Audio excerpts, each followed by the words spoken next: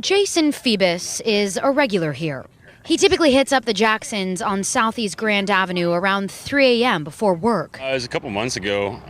Went to walk in first thing in the morning because my hat and stuff, it wouldn't unlock for me. So I was like yanking on the door and I had to look up at the camera and move my hat and stuff. So That's when he realized Jackson's was using facial recognition technology. I'm not sure how I feel about my face being stored in some database somewhere, but I'm not jacking anything, so I don't really care, honestly. Who does seem to care, Phoebus and other regulars say, are thieves and those concerned over privacy. They used to be packed like really early in the mornings when I'd come in.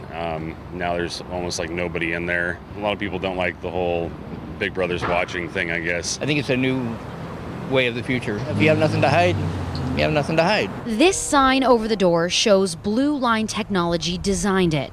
Their website says the system is synced with door locks. The doors won't open unless the facial recognition system clears it.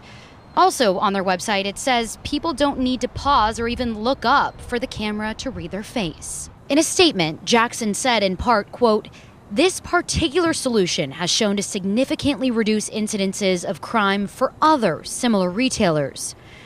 That said, no solution is perfect, and we acknowledge public apprehension. I think it's for the greater good. Jeliza Black didn't notice the camera, No, just walked in the store and just did everything like normal. but sees it as a good deterrent to shoplifters. And I've seen stores shut down because of so much crime. They're just losing so much product and they just can't keep up.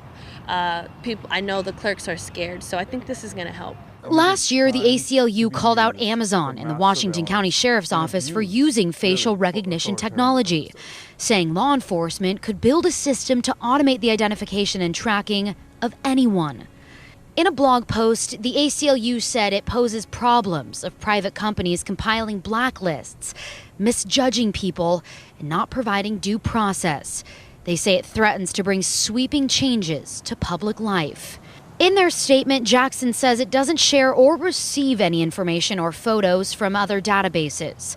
All captured info is stored for less than 48 hours, except when a crime is committed.